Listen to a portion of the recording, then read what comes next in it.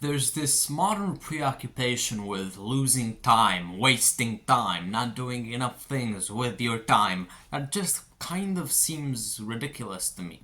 Because whatever you do, you can't be wasting, losing time. Each thing that you do, no matter how insignificant it is, no matter how unproductive, scrolling, sleeping, whatever, it's probably going to help you in some way or another. Yeah, of course, some things are give you a higher ROI, a higher rate on investment if you do them. Of course, reading a book is 10 times better than scrolling, but scrolling can still give you some value. There are a lot of general knowledge things that I know because of my scrolling when I was, I don't know, 10 years old. I'm 14 now and I still kind of do it when I'm bored, and it's never that completely useless. Even if a goddamn meme pops up, I'm probably going to be laughing. I'm probably going to be feeling kind of good. And of course, afterwards, I do feel as if I'm a fake lover of literature for not picking up a book instead of my phone, but that downtime, that relaxation that I spend with my phone is going to be immensely valuable in the future, because reading itself, if you actually want to read well, if you want to do anything productive, it is going to drain you. And how can you actually fill up your battery? Of course you can sleep, but you also need to do something unproductive by default. That is kind of the definition of resting. And of course, I have advocated before for resting in a good manner, in like a productive manner, if that can even be combined, if that isn't an oxymoron. But sometimes, if you really want to rest in order to perform very well in the future, you need to do something unproductive. You need to do something that is just not going to make you feel as the most productive, active human on earth.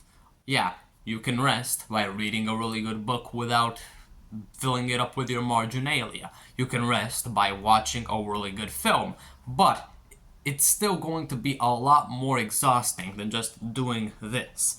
Doing this with your phone, scrolling, is so toxic, it is so polluted. The idea of doing it is so polluted because there are people that do it 5 hours a day or all day long. Video games are extremely bad for you because they make you feel the need to stay on them for more than an hour a day. It is never an hour a day, as most self-improvement YouTubers say.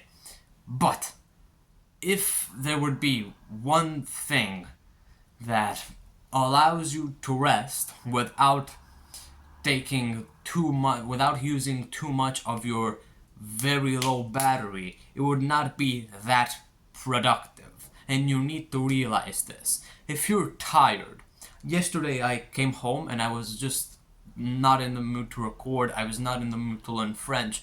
I just laid down, closed my eyes, and didn't fall asleep, but just laid there. Didn't do anything extremely productive, just laid there. And that helps. That helps a lot. I feel a lot more energized right now. I feel as if my rhetoric, my speech in English specifically, has improved a bit because I have invested in it by resting. It's kind of a inverted, twisted paradigm because we think that improvement means only doing that thing that you want to improve it. If you want to learn to play piano, you need to play a lot of piano. But that rest, that thing that isn't piano and is also not that productive, is probably going to help you in the long run. Sleep is literally the definition of not doing anything productive.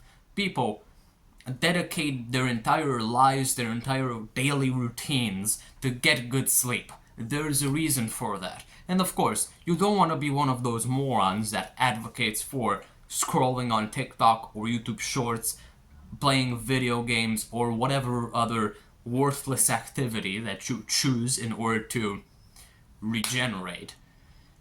You don't want to advocate for it, but you need to realize that if you do it, it is not a waste of time. It is never going to be a waste of time. because it prepares you for something bigger, something greater. I've memorized a poem recently, and I really enjoyed it. I don't know where I'm going with this, but I memorized a poem. I'm still doing something productive, even though my day might be just. Where do I want to go with this? I've memorized a poem recently, and I know that I wouldn't be able to I wouldn't have been able to memorize that poem so simply with that much ease if I hadn't invested in my rest before. Sometimes you can't be productive 24/7. Even the most extreme work schedules, working 10 hours a day, still leave like 6 hours in a day in order to actually rest. And you need to find your specific way of resting. And of course, I'm not telling you to choose video games or YouTube shorts because honestly, I don't do that and I wouldn't recommend it to anyone. I do scroll sometimes in order to like regenerate, but video games are just off the table. I would probably recommend just picking up a really good book without having just probably picking up a really good book and just letting yourself rest through it without actually writing out too many things. And if that is a bit too exhausting, I would just take a nap. Very, very simply put. You can't, as Tim Ferriss says in, I think he says this in the he said this on like an Instagram post, that you can't be beating yourself for not having enough energy if you don't take naps in the middle of the day. It's quite simply put one of the greatest things that you can do, probably. It's something extremely that fills up your battery for sure. It's not as toxic as scrolling through Instagram or whatever, the infinite doom scroll, and it's probably going to be even a bit more regenerative than reading a book. So I would put these two options on the table: reading a book without actually working on it, without actually taking too many notes, because then it's just more work and that's going to be exhausting you further. If you want to actually read deeply, schedule that, but if you want to relax with reading, schedule that in a completely different manner. Or just take a nap. Don't be scared about wasting an hour of your life sleeping, because the quality of your life is going to be a lot better if you sleep more.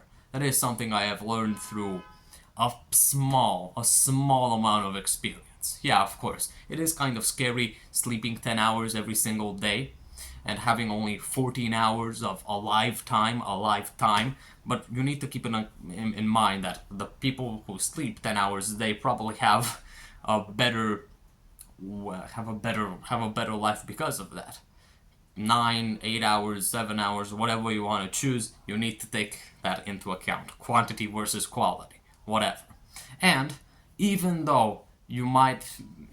when you might not feel as if you can read, or you might feel as if you're just not in the mood to take a nap, or you just forget about it and pick up a phone and start scrolling, don't beat yourself up that much for it. Don't beat over it. Because, again, as Tim Ferriss says in The 4-Hour Workweek, life is long. Your life will be extremely long. And if you take care of your health, like if you sleep, if you eat healthy, if you work out, if you use your energy for future investments, basically by doing those things, you'll probably see the age of 100 or even more. If you're especially young, technology will evolve immensely up until, I don't know, 2050, so you'll probably have a lot more opportunities to live more, be more fulfilled, whatever. You're not wasting that much time by just scrolling for an hour a day. It's never as desperate as you think it is. And it's probably regenerating you. Maybe. And of course, there are better ways of doing it. You can pick up a book instead of a phone, but don't feel as if you're the biggest failure on earth just because you couldn't. That's the moral of the story. Because there have been so many times when I have considered myself a worthless piece of garbage because I have stayed on my phone more than I have read in a day, and that is not something I would wish. Not even on my worst enemy, if I had a worst enemy. and especially not on you. So yeah, relax, find an optimal way to relax, but even if it's not optimal, remember to not beat yourself up over it. I'll see you later.